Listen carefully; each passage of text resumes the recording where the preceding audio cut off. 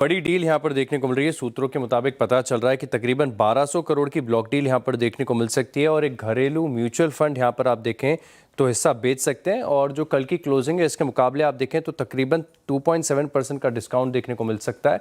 और साथ में सिटी जो है इस डील के ब्रोकर हैं, तो पॉलीकैब इस स्टॉक पर फोकस रखिएगा। मॉर्निंग। टाटा एल्क्सी की बात करें तो नंबर्स यहाँ पर बढ़िया लग रहे हैं। खासतौर पर आप देखें तो ब्रोकरेज हाउस की रिपोर्ट्स भी यही बता रही हैं कि ऑपरेशनल फ्रंट पर नंबर्स बढ़िया है। एबिट में बढ़त आपको देखने को मिली और एबिट मार्जिन जो है वो तकरीबन 18.5% से बढ़कर ऑलमोस्ट 21% आपको सीक्वेंशियल तौर पर देखने को मिला है। मुनाफे का आंकड़ा जरूर आपको थोड़ा सा निराशाजनक देखने को मिल सकता है, लेकिन ये जो सभी आईटी कंपनीज एडजस्टमेंट कर रही हैं इसके चलते वन टाइम एक्सेप्शनल आइटम है। ऑपरेशनल फ्रंट पर देखें तो नंबर्स बढ़िया है। वहीं आप आईसीआईसीआई लोम्बार्ड के नंबर्स को देखें तो थोड़े से मिक्स है और शायद थोड़े से कमज़ोर भी माने जा सकते हैं। मुनाफे में देखें तो गिरावट यहाँ पर आपको देखने को मिली, 724 करोड़ से घटकर 660 करोड़ के करीब आंकड़ा यहाँ पर देखने को मिला है। लेकिन जो कंबाइंड रेशियो है ये 102.7 से बढ़कर 104.5% देखने को मिला है पिछले साल के मुकाबले। वहीं नेट प्रीमियम अर्न की बात करें तो यहाँ पर बढ़त देखने को मिली है, लेकिन इंटरनल्स थोड़े से कमज़ोर नज़र आ रहे हैं।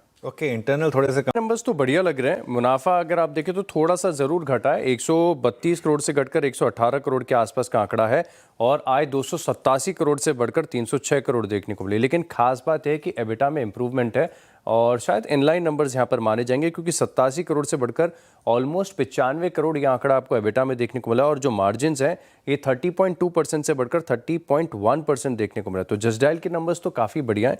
एक 5 पैसा कैपिटल भी है, इसके भी नंबर्स आए। हालांकि नंबर्स में आप देखें तो थोड़े से कमज़ोर माने जाएंगे क्योंकि मुनाफे का आंकड़ा घटा है 16 करोड़ से अब ये घटकर 12 करोड़ पिछले साल के मुकाबले देखने को मिला है और जो आय है ये 85 करोड़ से घटकर ऑलमोस्ट 80 करोड़ है। मैं एबिटा और मार्जिन के आंकड़े को भी देख रहा था, ये भी पिछले साल के मुकाबले घटे हैं।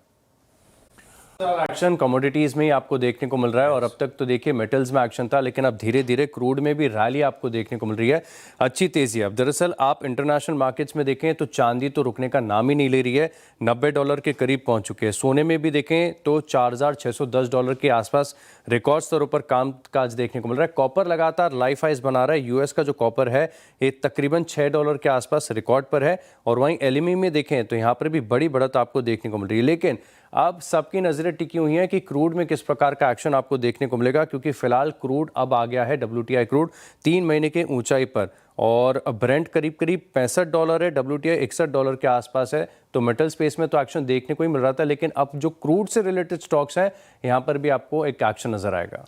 सारे स्टॉक्स हैं। एक तो एंड्योरेंस टेक्नोलॉजीज है, यहाँ पर भी आप नजर रख के चल सकते हैं। दरअसल 125 करोड़ के अतिरिक्त इंसेंटिव्स इन्हें महाराष्ट्र सरकार से मिले, जो पहले 606 करोड़ का इंडस्ट्रियल इंसेंटिव मिलना था अब वो 858 करोड़ होगा, तो इस कंपनी के लिए काफ़ी अच्छा है।